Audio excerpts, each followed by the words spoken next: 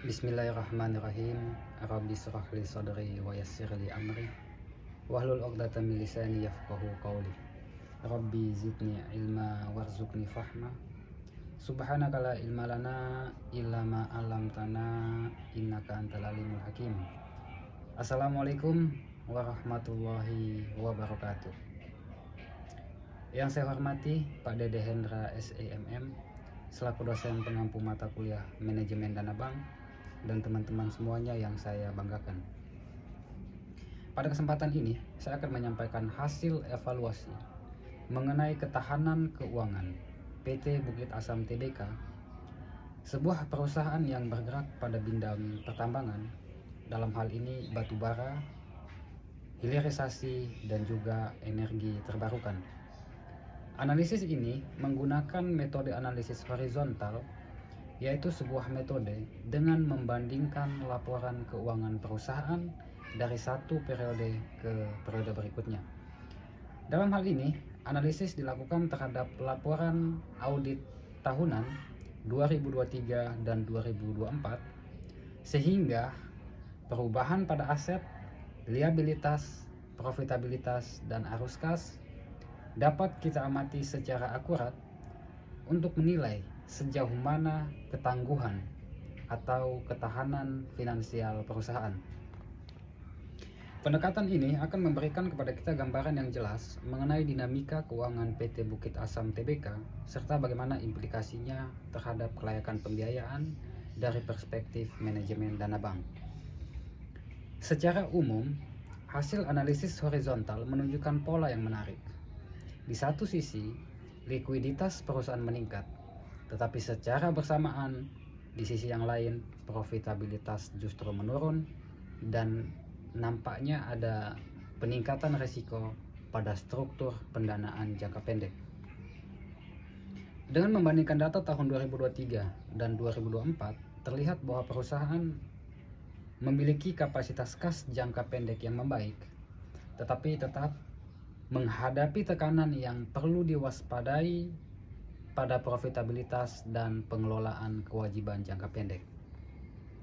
Dari sisi aset, total aset perusahaan meningkat sekitar 15% dari tahun 2023 ke 2024. Namun yang menjadi catatan penting bagi saya adalah pada komposisi kenaikan aset tersebut. Aset lancar meningkat hampir 59% yang berasal dari bertambahnya persediaan dan aset keuangan lancar. Peningkatan aset keuangan lancar merupakan sinyal positif karena peningkatan fleksibilitas kas perusahaan. Namun, jika lonjakan persediaan tidak diamati secara cermat, maka peningkatan persediaan bisa menjadi indikasi bahwa kesiapan perusahaan dalam melakukan ekspansi produksi atau bahkan bisa jadi mengindikasikan adanya perlambatan penjualan pada perusahaan. Bagi perbankan, peningkatan aset lancar tentu memperkuat kemampuan memenuhi kewajiban jangka pendek.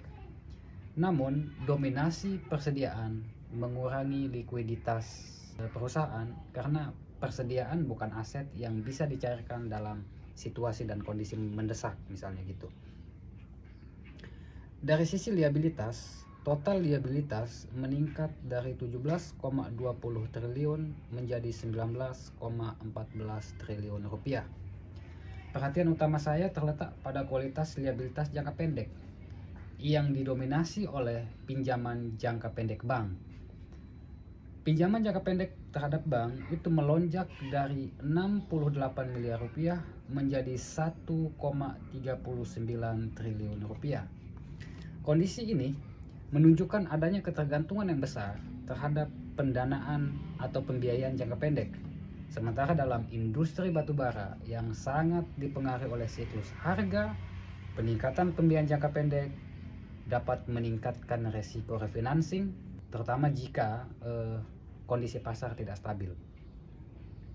Namun sekali lagi, dengan meningkatnya aset lancar tadi tetap memberikan bantalan likuiditas yang cukup sehingga risiko tersebut masih dalam batas yang normal dan bisa dikelola. Hal menarik lainnya yang terlihat dari analisis horizontal ini adalah adanya perbedaan arah antara arus kas dan laba. Laba bersih perusahaan turun dari 6,2 triliun menjadi 5,1 triliun rupiah. Penurunan ini menunjukkan adanya tekanan pada profitabilitas baik akibat biaya operasional yang meningkat maupun fluktuasi pada harga batubara. Sementara arus kas operasi justru meningkat signifikan dari 3,10 triliun menjadi 5,04 triliun rupiah.